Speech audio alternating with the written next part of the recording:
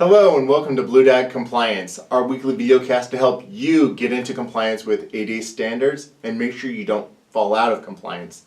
Today we have with us Mark Wood, BlueDAG's Senior ADA Compliance Specialist. Mark, thanks for being with us. Happy to be here. Mark, so today we're talking about loading zones. What are they? Why are they important? Well, loading zones are just what they sound like. It's where someone would pick up or drop off passengers. So typical ones are at airports, I'm trying to think, hospitals, that sort of thing. That's where you would drop people off.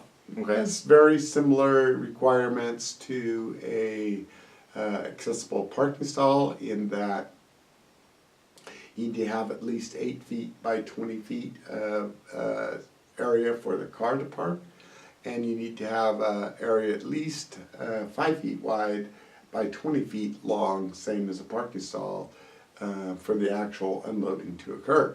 Okay. And the access aisle or the loading zone area, as well as the parking stall, both have to be flat, very similar to a parking stall.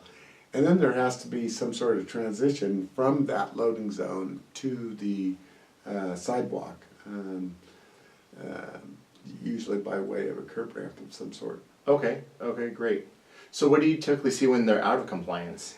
Well, the space is required to be out of traffic lanes, so you can't have a loading zone where vehicle traffic may also be used. So they need, typically you see a little bulb out where someone would be able to pull up alongside and load or unload from there. Okay, great. So what are some of the standards that need to be met in addition to the 8 feet by 20 feet or the 5 feet by 20 feet? What are some other standards? So we talked about the access aisle. What's the standards of the access aisle? What do they need to be at? Well, it's just, I kind of already went through that. It's flat, 5 feet wide by 20 feet long. Okay. And flat, and it has to have a transition from there to the sidewalk or the accessible route. Okay, but does it need to be at a 2% grade, or is there any kind of... Flat is the same as 2%. Okay. Come on, Trent. I know, I'm glad you tell us. Flat is 2%. So when I say flat, that's 2% max in any direction, just like a parking stall. Okay, perfect. That's what we want to know. Is there anything else you want to add about loading zones? No, you don't see them too often. Like I say, airports, and often the ones at airports are not compliant, in my opinion, because they don't have an area that's specifically designed to unload. The vehicles